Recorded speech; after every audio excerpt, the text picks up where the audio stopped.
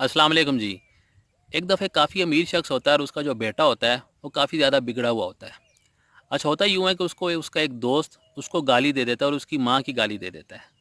उस बच्चे को, उस लड़के को बहुत ज़्यादा गुस्सा आता है और वो गुस्से में अपने बाप के पास आता है और उसे कहता है कि अब्बू जान, आपके इतने पैसे, इतने असर व रसूख और ये सारे मामलात हैं, इनका क्या फ़ायदा? फ़लाँ शख्स के बेटे ने मुझे इतनी बड़ी गाली दे दी और मैं अब क्या करूँ? मैं कैसे बर्दाश्त करूँ? अच्छा, उसके बाप को भी एक लम्हे को बहुत ज़्यादा गुस्सा आता है और वो उसके जो करीबी साथी होते हैं उनसे पूछता है कि यार मैं उसको अब उसके साथ क्या करूं, उस बच्चे को क्या सज़ा दूं जिसने मेरे बेटे को गाली दी है।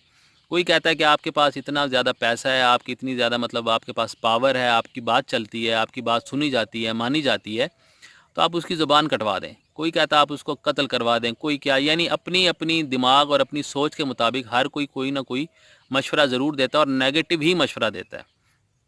अच्छा, वो जो अमीर आदमी होता है वो सबकी बातें सुन रहा होता है और एंड में वो ये अपने बेटे को ये कहता है कि बेटा, बात सबकी अपनी जगह ठीक है, लेकिन क्या ये मुमकिन नहीं कि तुम उसे माफ़ कर दो? क्योंकि अगर तुम माफ़ कर दोगे तो अल्लाह ताला के नज़दीक तुम्हारा दर्जा बहुत ज़्यादा बुलंद हो जाएगा। लेकिन अगर हम उससे इस चीज़ का बदला लें तो हो सकता है ये पॉसिबिलिटी है कि बदले की आग में हम कुछ ज़्यादा आगे बढ़ जाएं। मतलब उसने गाली दी है तो हम उसके जवाब में उसको कुछ ज़्यादा कर दें, तो फिर ये होगा कि अल्लाह ताला की ज़ात हमसे नाराज़ हो जाएगी कि उसने इतना किया और आपने उससे डबल कर दिया। तो हम कोशिश करो कि उसे माफ़ कर देते हैं, इसमें हमारी भलाई है। तो हमें भी ये चाहिए कि कई दफ़ा हम गुस्से में आके बहुत ज़्यादा आगे निकल जाते हैं। अगर आप बदला लेना चाहते हैं तो आप ले लें, इसमें कोई इशू नहीं है, लेकिन बदला जो भी इंसान लेता है वो फिर पहले से डबल काम हो जाता है।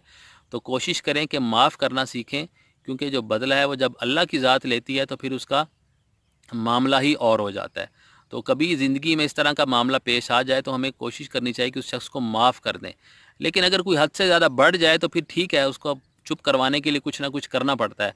लेकिन at the end of the day आपको कोशिश हमें यही करनी चाहिए कि हम उसको माफ़ कर दें, क्योंकि जब अल्लाह ताला की ज़ात उससे बदला लेगी या उस चीज़ का उससे हिसाब लेगी इस दुनिया में, तो फिर आप अपनी ज़िंदगी में देखेंगे कि उसके साथ क्या हशर होता है।